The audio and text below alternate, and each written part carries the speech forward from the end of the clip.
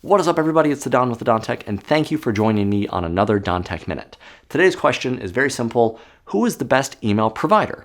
Now, email provider is going to be places like Google with Gmail, MSN with Hotmail/Outlook.com now, Yahoo with their mail, SBC Global, Roadrunner, Time Warner, whatever all those other ones used to be, Juno, Netgear, all these different places. There's a ton of different email accounts out there, AOL still.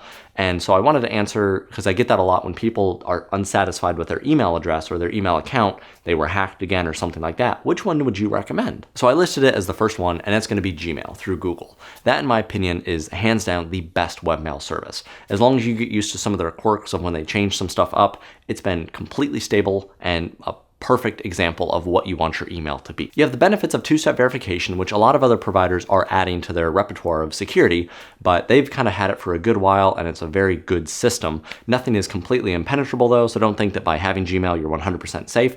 And switching emails is as difficult, if not more difficult, than switching banks, because you have to let all your contacts know, you have to update everything under the sun, and it's kind of annoying unless you want to set up a forwarding address, but that kind of defeats the purpose of having a new email address if people are still using your old email address. So for safety, security, ease of use, and adaptability, because it's everywhere, Gmail is by far the best. A big perk of Gmail over a lot of other providers is Gmail, and this was kind of their premise when they came out, they will never delete any of your emails, ever. Now, if you have something in spam, it gets deleted on its own accord, and same within your deleted messages, but no new messages that ever come in are deleted.